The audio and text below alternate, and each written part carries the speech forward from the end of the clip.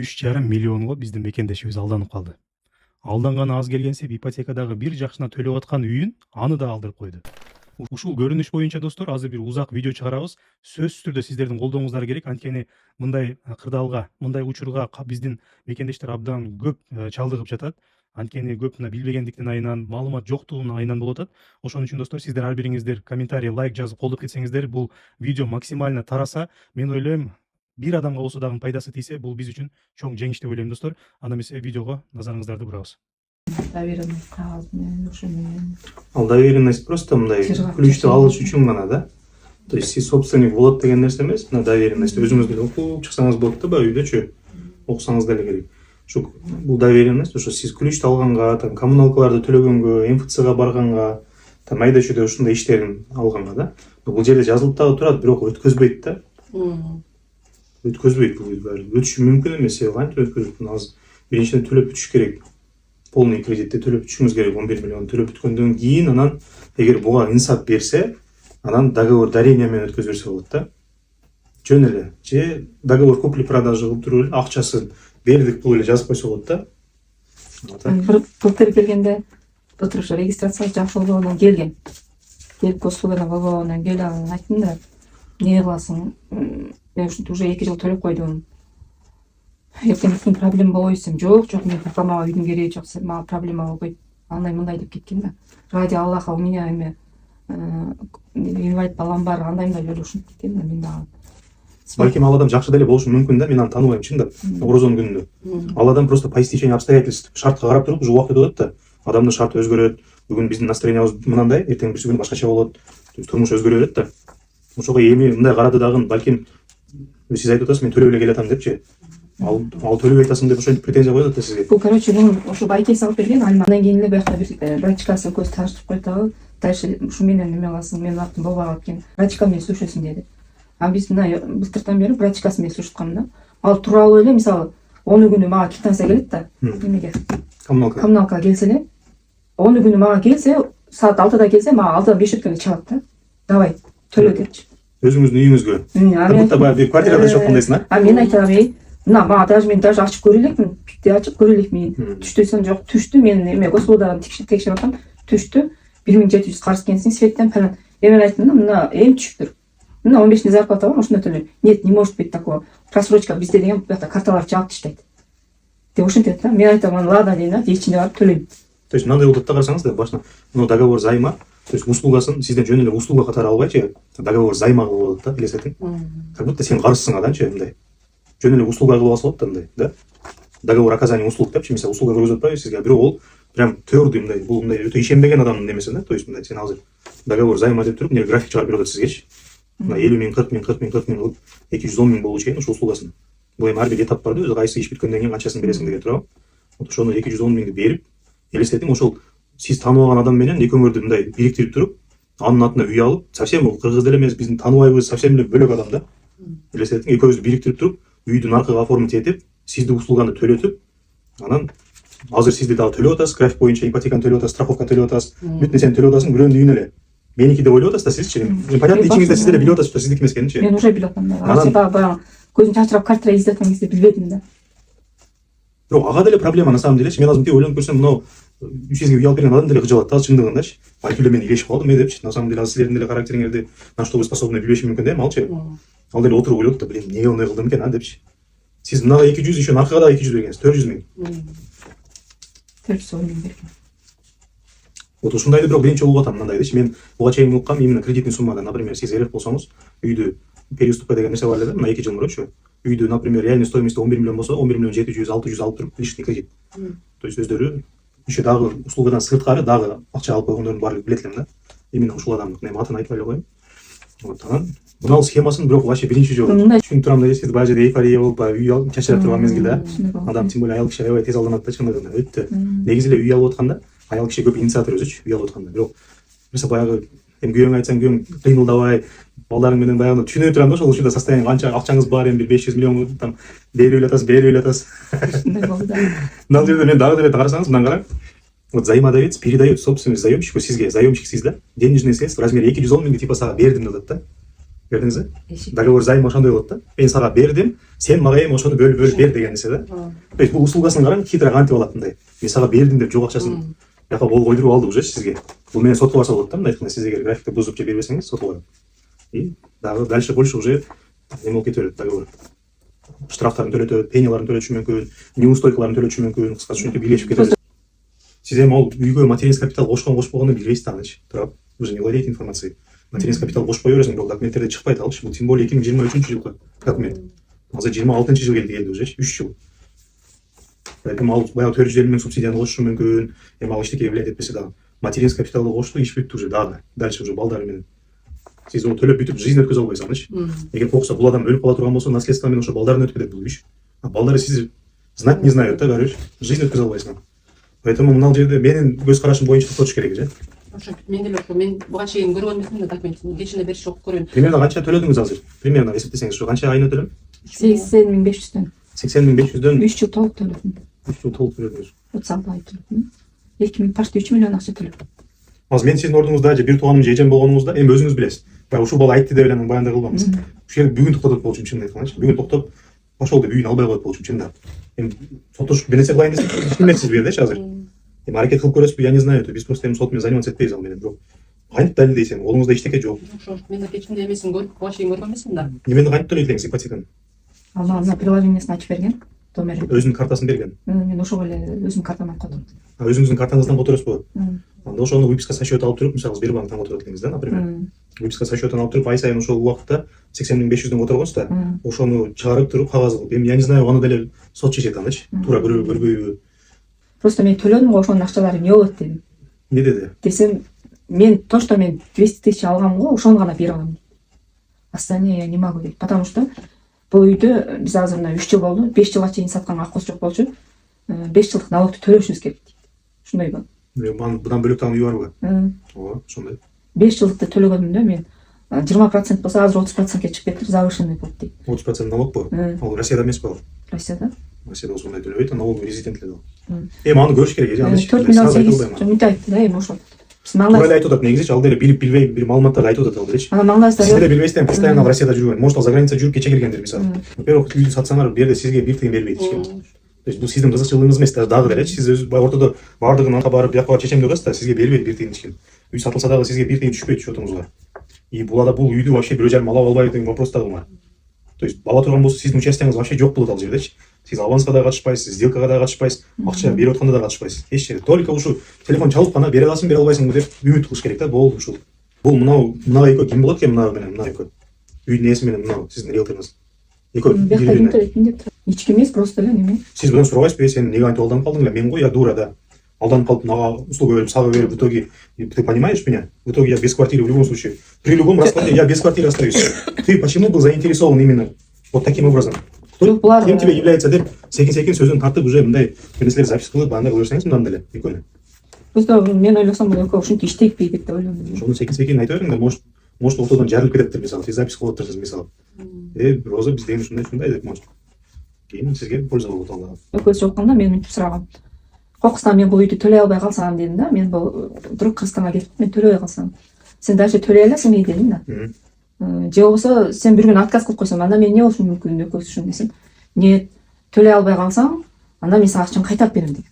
Кайсы акчаны? Ошо төлөп аткан акчаны кайтарып берем, мен өзүмө көрөм. А эгерде мен деген ошондой айткан да, я ради Аллаха мына мен инвалид балам ортого сүйлөп атам, мен никакой мен алдабайм. Если ошо өзүң төлөй албай аткан болсоң, мага айт, биз ошол жерде токтоп жабалы деген да. Биз баардыгыбыз эми мусулманбыз же. Анан ради Аллаха деген сөздөрдө биздин жумушта андай нерсе жок. Биз ичибизден билебиз, что ошондой ради Аллаха экенин, бирок Жок, алар ушинтип кагазда только мындай как положено кетиш керек да. Биз ишенип жакшы адам боло берели, учурашып мындай. Но бул жакта эч кандай обещаюуга болбойт бул жердечи. Жок, ошондо мен уже болуптур. Алданып бүттүм да. Мен эртең экиси күнү менин төлөм күнүм да. Мен төлөбөйм. Бүгүндөн баштап төлөбөйм. Мына бир айдын ичинде көчүп чыгып кетем, мен квартирага чыгып кетем. Мен ошо обещать эткен 200 миң эме бер десем болобу? Не дейсиз, уже бербейм десем не дейсиз, например. Ол бербейм дейт. 99% ишиң кыл дейт. Сен азыр надо будет азыр менен требовать эте берсең, мен сени сотко берем дейт азырчы. Почему ты у меня живешь дейт да? Ошондо эмне дейсиз, например? Жок, ошону билгим келет. Эртең Сиз азыр мен айтам, только үйдүңүз, сөзүн ачык эле. Үйдүңүз дагы будан дальше дагы 80 миңден төлөп эме убар болбой эле коюңузчу. Жок, мен эртең 80 миңди төлөбөй койсом да эртең мен чыгып кетем болду уже төлөйм десем деле Сиз по-хорошему айтасыз. Мен айтам, вот прям дословно. Чаластагы не сен ушундай эле, короче. Бул мындай жакшы эле адам өзү, мындай түшүнүктүү сөзгө түшүнүктүү эле адам но мен жакшы адам деп айта албайм, бирок сөзгө түшүнөм, мындай диалог көп. Барса айтат, сен короче эмнеге анттың дейсиз. Биринчи вопрос. Сен почему сен ушундай кадамга бардың? Мен ошондо клубай болуп, үйөмдү да укпай, ушундай кадамга бардым, короче. А сен кандай кадамга эмне үчүн бардың деп сурам биринчи. Любой ответ ала бересиң. Мен деле билбейм дешим мүмкүн алчы. Мен деле билбейм. Мага бир күнү чалды дагы, мына тааныбасам каяктан билбейм. Чалды дагы ушинтип, короче, сен атыңа үй алайлы. Просто мындай неме, Мать Тереза болуп бер деп айтты мына адам. Анан мен болуптур, сени тааныбайм, өмүр көргөн эмесмин. Болуптур, сага сен менин атыма үй алып берейин, сен жашай. Элестетиңби? Вообще тура эмес нерсе да. Бирөөгө үй алып бересиң, өзүңдүн атыңа. 11 миллион карызсың. Я не знаю, в чем был интерес, да? Ошол вопросту бериң биринчи. Анан ого ответин берет да. Ответ бергенде айтасың, мен, короче, все, мына айдан баш төлөйм, өлүп кетсин, короче. Всеми доступными методами я постараюсь побороться. Именно. Мен сага, короче, бүт ипотекамды ошол Сбербанктан төлөгөм өзүм. Перевод кылгам, ошол бүт мен выпискадан алдым дейсиз да. Выписка со счета. Эми хотя бы кичинекей болсо дагы бир бала бар да мындай. Анан сиз айтасыз, по-хорошему кел, ушундай сатайлы деп арзаныраак болсо дагы. Сен дагы кутул, сен дагы башың оорубасын. Мына кыйык мына Рамазан айында кел экөөбүз тең мусулман экенбиз. Кел наркыны кошпой эле экөөбүз отурдан сатып берели дагы бул үйдү. Сен дагы күйбө, мен дагы күйбөй. Бүт төлөгөн акчамы мага бер дебең сиздерчи. Бардыгын деп. Ол деле жапа чегип атпайбы бул жердечи. Сатыла дагы эми үй канча сатылышын белгисиздер дедичи азыр. Биринчиден ошол карыз жабыш керек дагы сверху ашканын экөөбүз бөлүп алайлы деп теңчи, мындай пополам кылып бөлүп алайлы. Канча ашат, не знаю. Может 2 миллиондан чыгат, может 3 миллион, может 1 миллион. Мен кече ошентип сүйлөштүм. Бөлөйлү, кел калган полный немесин мен кылайын дейсиз. Мен заинтересован болоюн, сен келип полный бүтүрүп бересиң. Деш керек дагы. Макул десе, сонун болот. Анан жок, билгенин кыл десе, анда изначально уже план ошондой болгон. Жок, мен ошентип айттым кече экөөбүз жолукканда ошентип айтсам, риэлтор жокточу десем, мынтип айтып атпайбы? Я ничего не знаю, Роза дейт. Решает дейт. Я ничего не знаю дейт. Да ол ошондо риэлтор экен изначально. Ошол наркы үйүн дагы ошол берген экен да, значит. 4 үй, атында 4 үй бар экен да. Ошол баарын ошол берген экен. Да сизди жөн эле неме болуп койту, алдонуп коюшту да. Жок, ошо мен эртең төлөй турдум, мен ушундай кылам деп. Мен сага мисалы 3 айда төлөсөм деле 80 миңден 240 миң төлөйт экенмин мисалычы. А сен мага 200 миң берет экенсиң, мага толук кандай болуп чыгып кетейин. Ошого 200 миң бер деп айтып көрөйүн, а? Канча жүзүң бер деп? 200 миң берем деп атты. Хотя бы ошо 200 бер деп, калганына күйдүм деп. Жок, муну унутпай атат да, сен пока ошол азыр жашап аткан үйүңдөн чыкпай 3 ай төлөп жаша деп атат муну. 85 миңден 3 ай төлөп жашайсың. Майда мен 210 миңди сенин колуңа карматам. Майда эмне болот экен? Майда болуп үйдөн чыгып кеткен атпайбы? Ошол кезде 200 миң карматып чыгарат экен. Анан айтып атам, эмнеге төлөйсүң анда 85 миңден 3 ай? Анан көрөм. Эми ал 80 миңден баары бирөөнүн эле төлөйсүңүз башкачы мисалы. Кеп ада деле эмес болду. Майга чейин эмне болот, кандай болот, уже бири-бириңердин намерениңарды билип калдыңар да. Уже ал дагы дальше больше давай дейт, может азыр элечи. Может туугандарың келет мисалы. Здоровый бир амбалдардан 5-6 келсе мисалы. Мен братымдын үйү депчи мисалы. Эмне кыласыз мисалы? Менин үйүм дейсизби? Где-то каерде дейт да сенин үйүң экенин. Дальше больше үй проблема бата берем десеңиз төлөп жүрө бересиз да, ушундай отношения выяснить этип. Анан ушулдай койдум ой деп неме кылсаңыз уже төлөбөй эле уже. Ошентип айтышыңыз керек да. Неужели мындай ошол действияларыңызды кылып атканда 1,5 мындай болбодубу мындай? 1,5 хотя бы токтоп тур, ойлонуп көр, туура эмес окшойт деген 23 кече эле го мындай. Биз 2018-19 бери 23-жылы биз уже 4-5 миңден ашык адам үй алып берген. Учурубуз экен да мындай айтканда. Хотя бы кыргыздардын агентствосунан 1-2 сурап дегендейчи мындай. Ошоңуз дагы кыжалат болсо керек. Аны укпай алган элем. Эжеңиз кыласыздар? Ишей алышты. Шуялар өзү жакшы да, мен эжем шуя тоже жакшы адамдар да, шуя. Жүрөгүндө кири жок адамдар да. Эмне кылышты билбей калдык. Сиз бир туугансызбы? Бир ким сиңдиси? Сиздин үйүңүз барбы? Жок. Мен эмес. Эжем уккандан кийин эле албайм деген сыяктан. Жок, мен келгениме аз эле болду. Сонун жашап аткандар бар. Нече үй алыпчы. Жактым. Биз алып берип атабыз да. Каласа семейный ипотека, каласа вторичка, сонун алып жашап аткандар бар. Просто туура кылыш керек да. Бул безилдей. Азыр дагы беспервоначальный болуп атат го көп. Риэлтор деле, риэлтор эмеси деле алып берип деп элечи уруп эле. Урду сотто кетип атабыз. Документацияны көрүш керек, срок сдачаны, дом каерде, кандай курулуп атат, банкрот болуп кетпейби, то есть толгой такой вопростор бар да. Аны карай экен жок. Только рекламага алып берип атам, жыргатып атам, эзип атам деген нерсени гана адамдар көрүп калышты азыр. Ана баягы кызды дагы бир неме болуп койдум, баягы кыздычы. Сиз айттыңыз го. Ал дагы куттум, сиздикин дейби, сиз точно билесизби аны? Жок, берки Нургүл бизге алып берген эмес, ошо менен кошо барган кыз меникин дейт. Точно. Точно. Ал эмнеге жыргап жашап атат азыр? Сонун болду. Ал багыш деле билбейт да. Биз Кыргыз банкыда. Анын үйү каерде? Ошо мен мына Никольская Луга деп жазсам, через дорогу аныкы. Москва тоже. Жок, аныкы видно карайт. Меники Москва, аныкы видно. Ал 67. Дрожжина да бол. 67 миңден төлөйт айына. Кыргызстанга кеткен былтыр мен майда кеткен элем. Амнести дагы ошактагы адамдар. Алып аларга карып калган кишилер. Анда Аларга деле мындай опасный экен да, азыр сен айтып атсаң. Бирөөсү ошо өлүп калса балдарын өткөрөт экен да. өлбөсө эми өткөзүп бербейт алар. Өлбөсө дагы өткөзүп бербейт. Сен кантип өткөзүп бересиң, сенин үйүң болсо. Просто как квартирант катары жашадың деп коет, все, болду. Ничего себе, мен сага кредит алып берейин. Менин мойнумда кредитим турсун, сен менин үйүмдү колдонуп жаша, өзүң жылгап. Эми чо мен сага үй дагы беришим керекпи дейт да. Бул Бирок ал былтыр чын эле 2 миллион төгүп дагы азайтып алган эле да. эми жакшы эле болуп чечилсин негизичи. Бул жакшы Ал болуп бирок- чечилген чакта дагы мындай врагу не пожелаешь да, мындай өтө тура эмес. Булар ал ошо кемпир чалкен келип дарственный кылып өткөзүп беребиз деп ушинтиптир. Ошо договор дарения деп аталат, ошо договор дарения болуп кетсе да.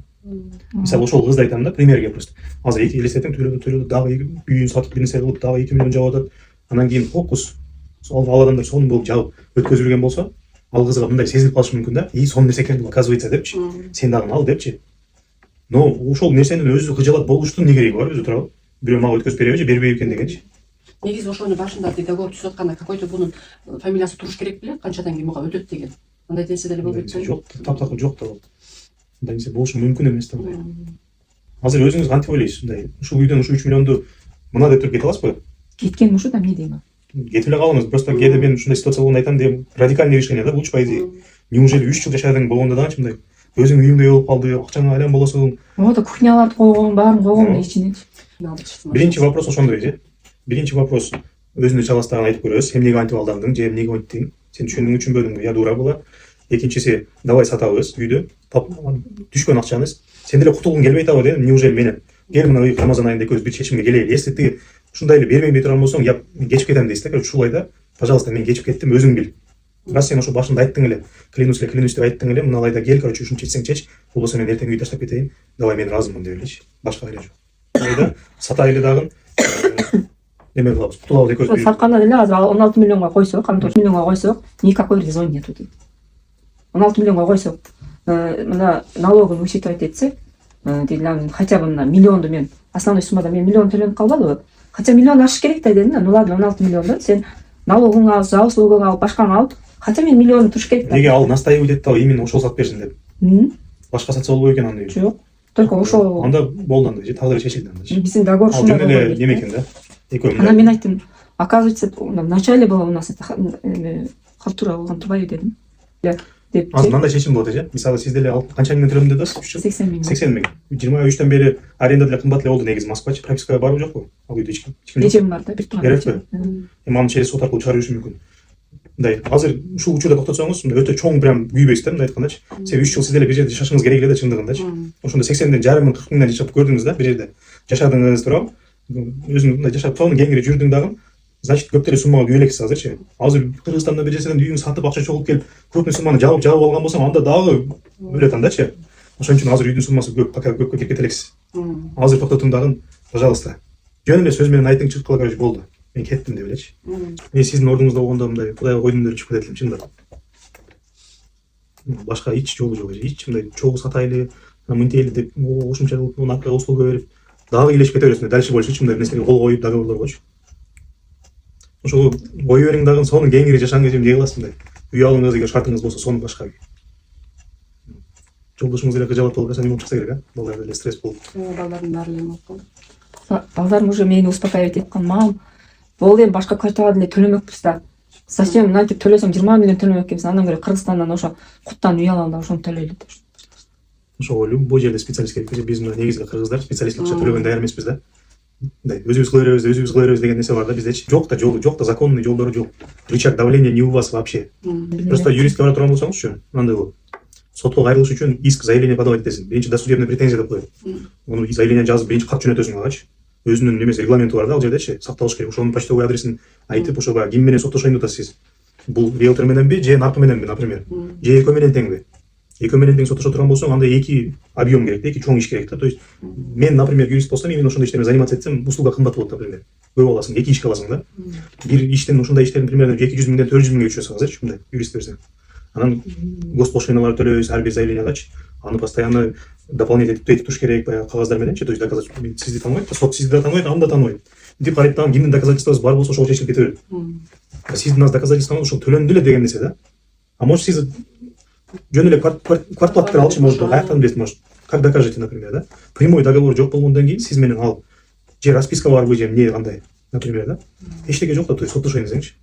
Просто юристтерге акчаңыз кетет да, понимаете? Мен юрист болсом, например, кайра эле баягы окшош юрист болсоң, бүтүрөбүз кел дейсиң, дагы акчасын секин бөлүп алып, в итоге сот чечим кылбады дейсиз, дагы күйөбүз да. Демек гос машинадан кымбат азырчы. Бизге